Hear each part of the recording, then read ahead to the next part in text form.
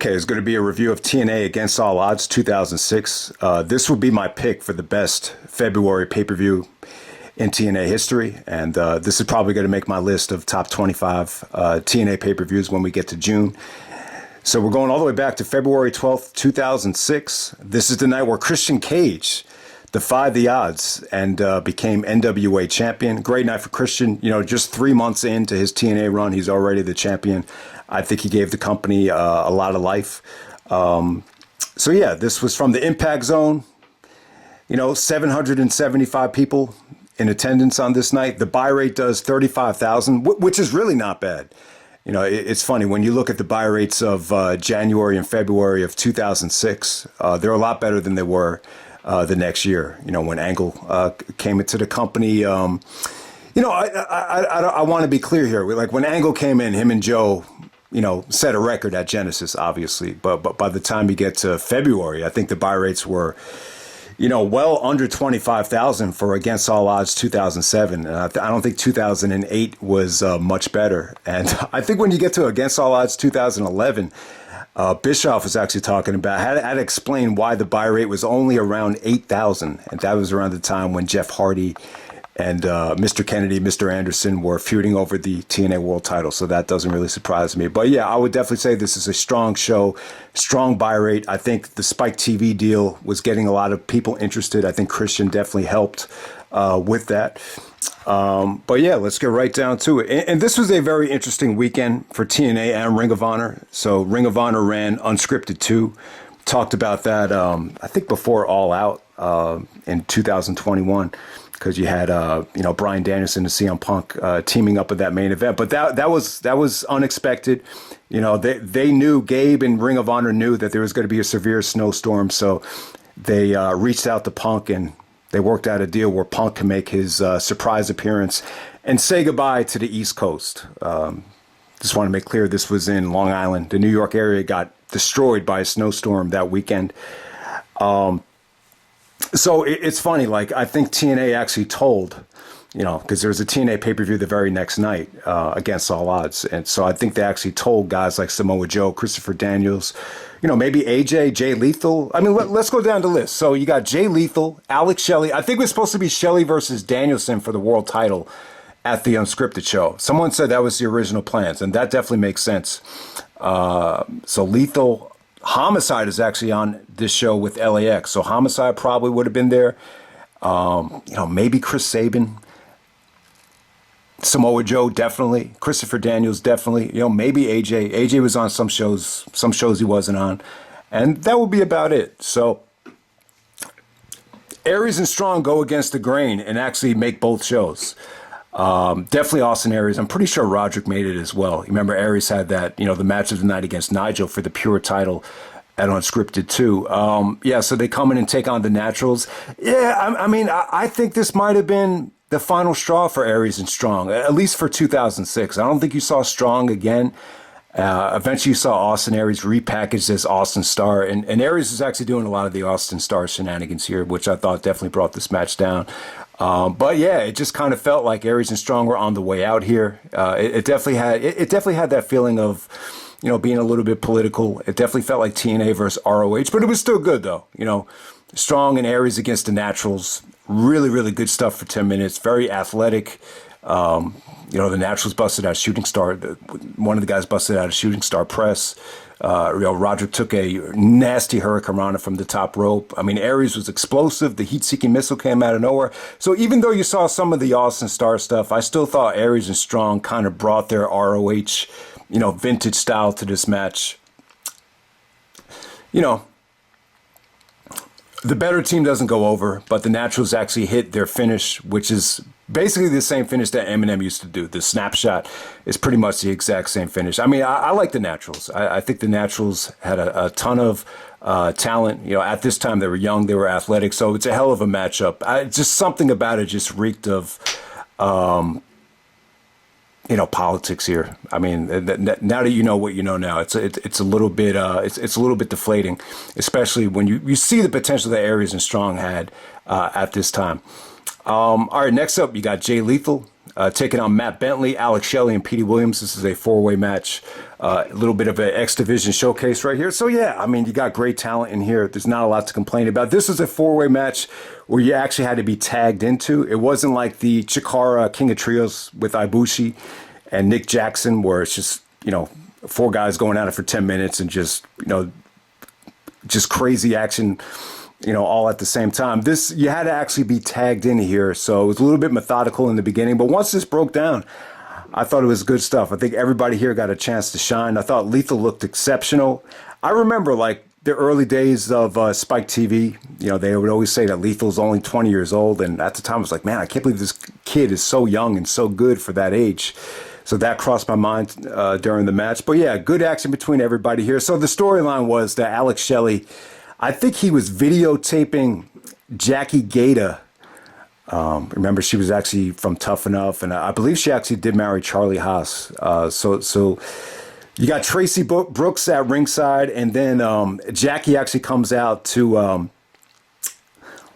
take the camera away from Shelley, and the attention was actually away from the guys in the ring. So I thought that definitely took away from the finish here. But ultimately, Jay Lethal actually counters the Canadian Destroyer into a jackknife pin to get the victory there. But, while this lasted, I thought it was good stuff. I mean, everybody here had talent. The German bridge that was broken up by Matt Bentley with the elbow drop, that was probably the highlight of the match. So good stuff while it lasted. The Jackie and Alex Shelley stuff definitely took away from the finish. But, that was part of Shelley's gimmick at the time. He would come out with the camera and the tripod. So we'll move on from there. Next up, you got the James Gang. BG James and Kip James taking on LAX with Conan. So this version of LAX is actually Homicide and Machete. You remember Robert Rodriguez did that movie called Machete. That's probably where he got the name from. But yeah, not Hernandez. Definitely a weaker version of LAX. But, Conan actually turned on, Billy Gunn and the Road Dogg. I believe it was a turning point, if I'm not mistaken. So, it was definitely the right way to go. Conan was great with LAX, but, LAX wasn't quite up to par yet. They weren't quite finalized yet. So this was definitely the shortest match of the night. So the James Gang get the revenge. BG James actually wins the match with a pump handle slam, believe it or not. And then, during the video package here, Conan was talking trash to Bullet Bob Armstrong, who's actually Road Dogg's father. And, I actually... We're talking about in the previous review at Best in the World 2013, Brutal Bob Evans was the guy I was thinking of. That was the manager of the Prodigy, Mike Bennett. And I think I accidentally called him Bullet Bob Armstrong. I don't know why I did that. But yeah, he's an old dude. He was, I would imagine back in the territory days, a hell of a name. So he comes out to prevent the beatdown from Conan at the end of this thing. But yeah, this was probably the weakest match of the night, definitely the most skippable match of the night. But it was interesting to see, the initial attempt at LAX with the Machete dude. All right, next up we got America's Most Wanted of Chris Harris and James Storm with Gail Kim. Gail Kim is all over the show. So you got AMW defending the NWA World titles against Chris Sabin and Sonjay Dutt. So I think Sabin and Sonjay actually won a tournament here to get the title shot. So during the tournament, Sabin actually sprains his ankle. It looks like it might have been broken. It was almost the same way that Rob Van Dam broke his ankle in ECW when he went for the baseball slide, and he had to forfeit the television title to Cyrus the Virus. But yeah, man, I'll tell you, that baseball slide that's probably one of the more dangerous things you can do in wrestling in terms of, hurting the ankle. I've had ankle problems in the past. I've talked about this plenty of times. Used to sprain it all the time. But I'll tell you, one of the best things my father actually ever did for me, it was he bought me this ankle machine called the Tibia Dorsey Flexicon. And I'll tell you, man, ever since I've been using it, I just got sick of, spraining my ankle to the point where, it would just keep me out for weeks and weeks and weeks, and you put on weight and you feel like shit. But I just decided I'm just going to do this every single week. And it builds up the ankle muscle. I mean, obviously the ankle is not a muscle, but it gives us stability to the point where it makes it stronger. So if there's any sort of weakness or any sort of nasty little bump the ankle's about to take, it can withstand, any sort of pressure that the ankle's going to take. So just wanted to make that point right here. But you could definitely tell Sabin was in a lot of pain here. And they went to work on the ankle, and it was good stuff. I mean, they used the injury to make the match a little bit more meaningful. And, Sabin had to fight off, both Harris and Storm, putting pressure on the ankle. So Sonjay really carried the offensive load here. I got to say, Sonjay was great here. If you haven't seen Sonjay Dutt in his prime, definitely check him out. He's very... lots of lucha influence from him. Very Rey Mysterio-like. Hurricanranas. Double drop kicks. I mean, he's just an awesome talent. Very underrated. Obviously, he's in AEW now as a non-wrestler, but this was during the day where he could really go. And I got to give Sabin credit. You could tell he was hurting, but he sucked it up and he was able to still do his moveset. The springboard DDTs and all that stuff. He still went out there and delivered. But ultimately, AMW hits the guillotine leg drop finish to get the victory there. But just solid stuff, a solid story. I think Sabin really having the real life injury definitely made it memorable. When I rewatched this thing, I definitely remembered Sabin really screwing up his ankle at the time. So good stuff there. All right, next up we got Rhino taking on Abyss with James Mitchell. This is a Falls Count Anywhere match, so kind of the blow-off to the whole Rhino versus Abyss feud, which had been going on since the Monstrous Ball at Bound for Glory. I gotta say, great stuff between these guys. If you love that Monstrous Ball from Bound for Glory 2005 with Jeff Hardy and Sabu, you'll love this.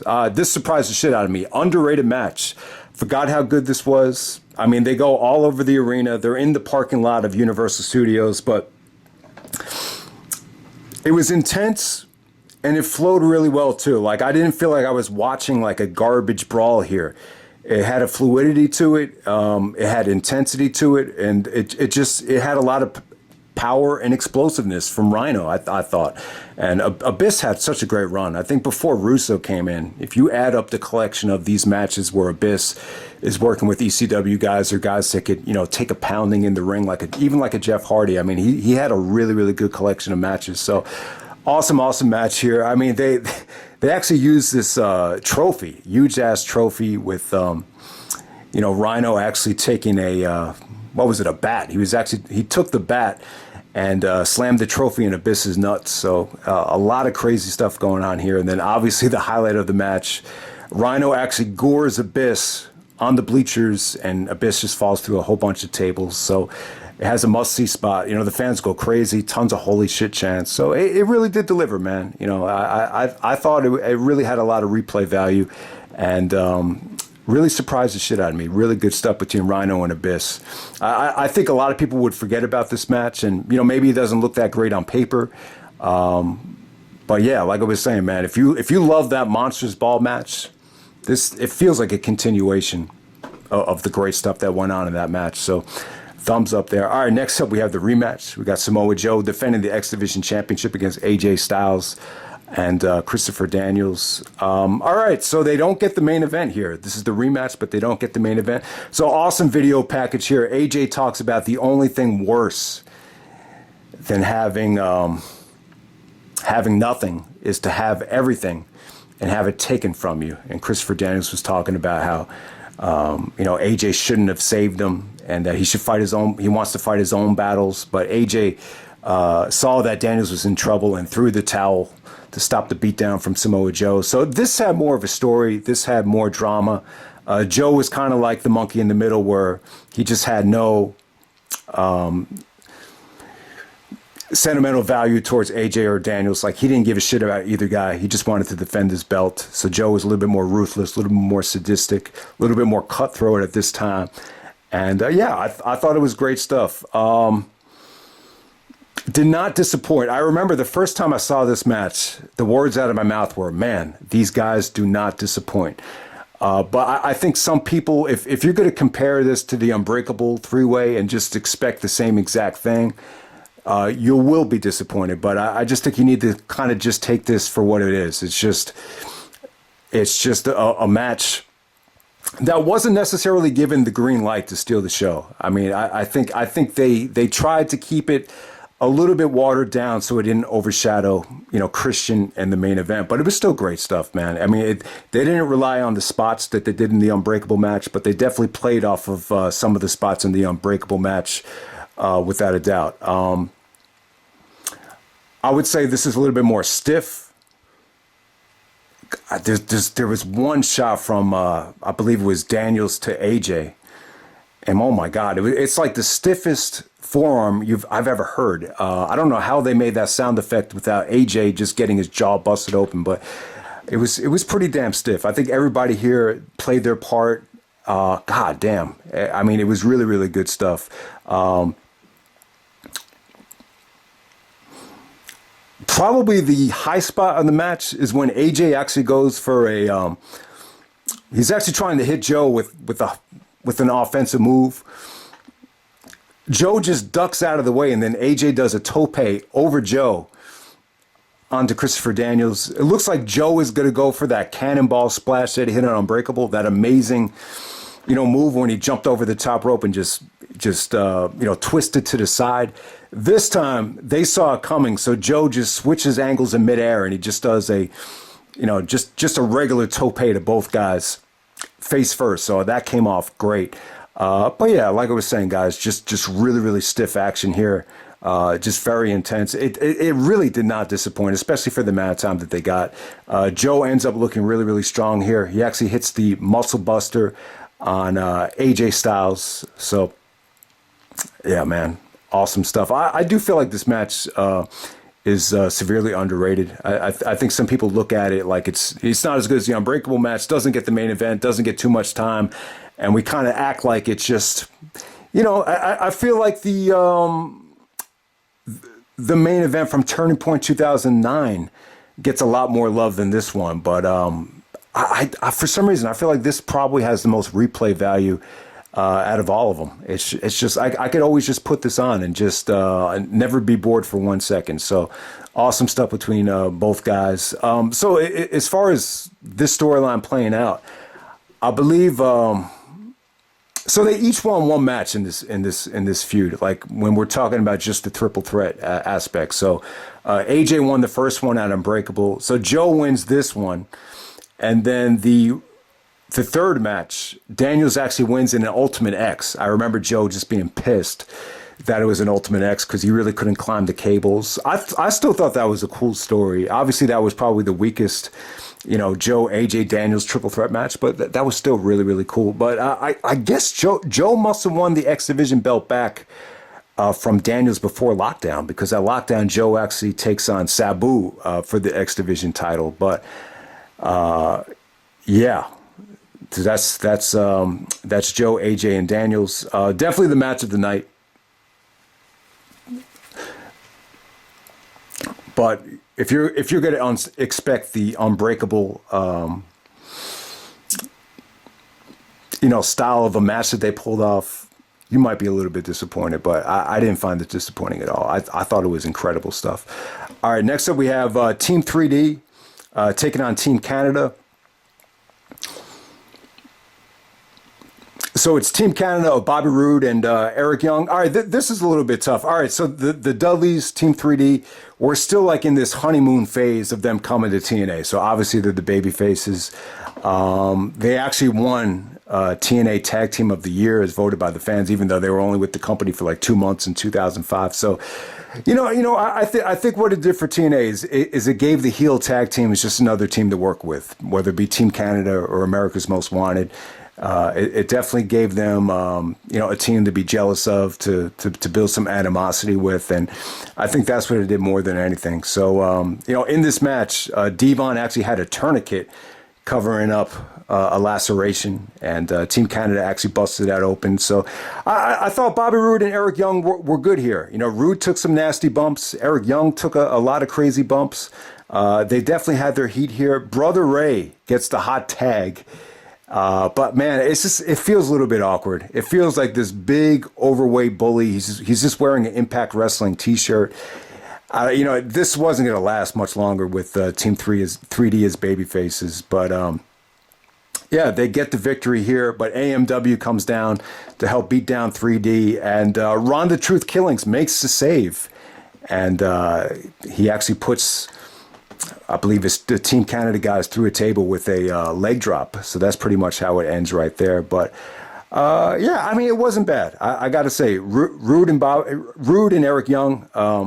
When you look at it from this standpoint, I mean, it probably is like the biggest opportunity they've ever gotten up to this point, because they're wrestling the Dudleys in the double main event of a pay-per-view. So if you look at it like that, it wasn't bad. Even though, I think the Dudleys get they get stale very, very quick. I don't know if it was quite up to that point quite yet, but I think it almost was. And then the main event for the NWA World Title, we got Christian Cage challenging Jeff Jarrett. So Jeff Jarrett's the NWA champion with Gail Kim as his manager. Trying to think. So Jarrett actually won the belt back from Rhino, I believe. I guess around the time the Spike TV deal came about. Maybe the first taping of Spike TV, October 2005.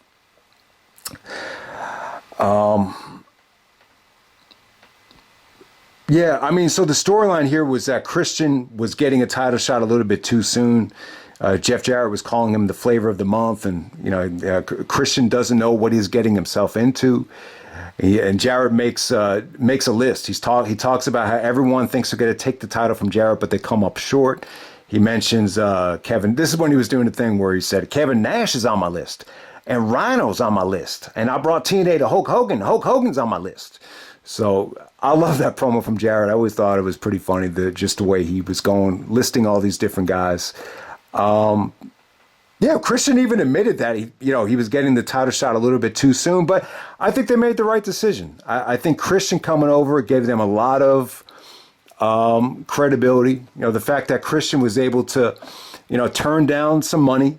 He did what Jericho did, which really surprised me. Like, I understood it from Jericho's standpoint, because he's already the undisputed champion.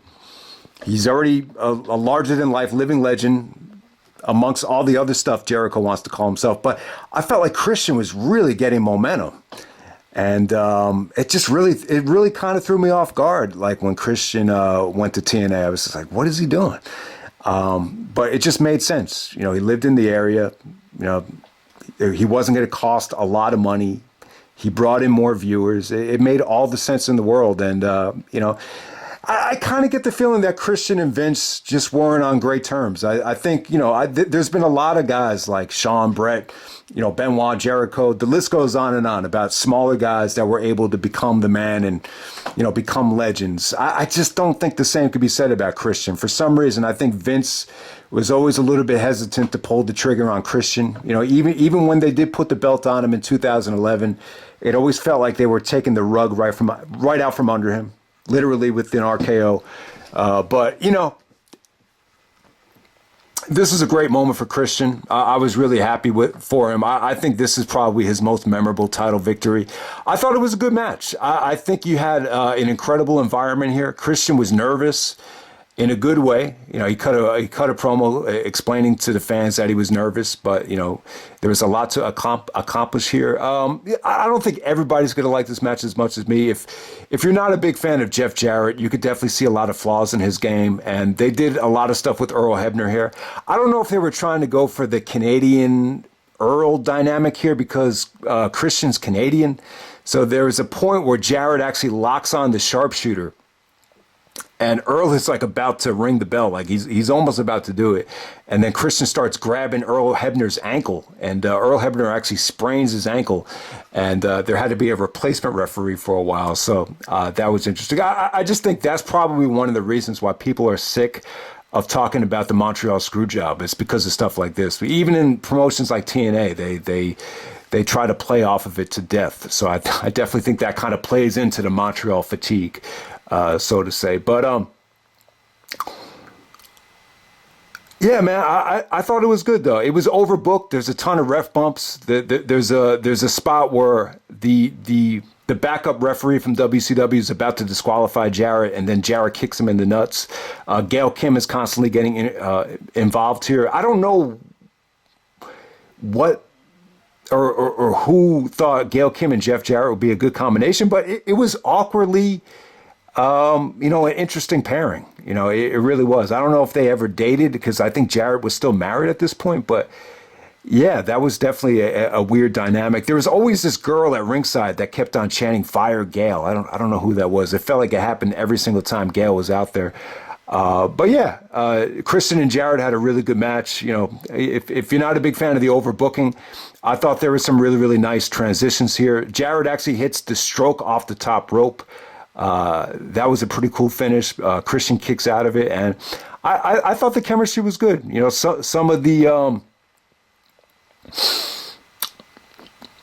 of the transitions from the stroke into the unprettier, and then there's a backdrop where Jarrett actually lands on his feet. I thought that was really cool. And then you actually had the finish with Christian countering the stroke into the unprettier for a really good finish. So Christian celebrates.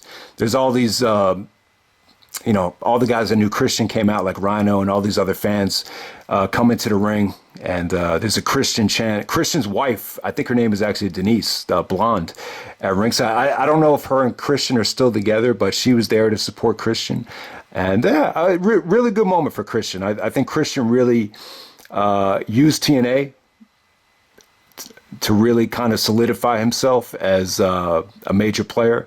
I think some of what Christian said is true, that, TNA is a company on the rise. They have so much young talent and he wants to be a part of it. I think some of that is true, but there's another side of me that just kind of thinks like, yeah, I think Christian kind of, maybe he took the easy way out. I think the more difficult thing to do would have been to stay in WWE and, see if you could get that push. Because I think a lot of people really helped Christian towards the end. I think The Rock definitely did.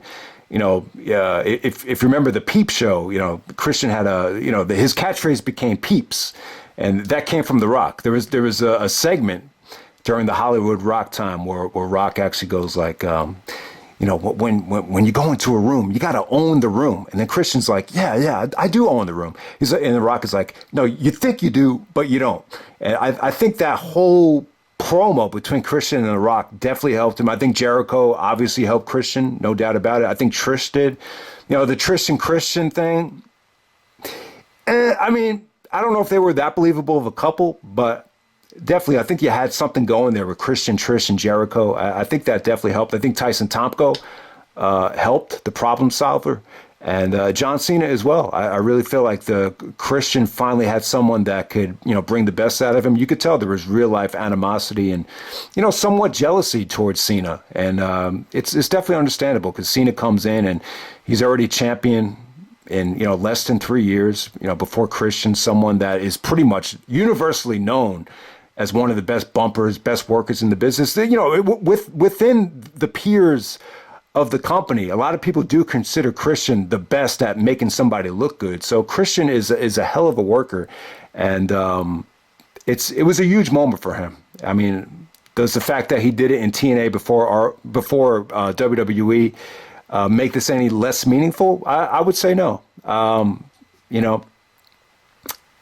It is in my opinion that if you can execute a great match and a great moment properly, it doesn't matter if the fans are 775 people or 75,000. There's still an art and an authenticity to the accomplishment in the moment. And I don't think, the fact that it was done in TNA before WWE, I don't think that takes away from it. But yeah, give Jarrett credit as well. He was unselfish and put over the charismatic Christian Cage.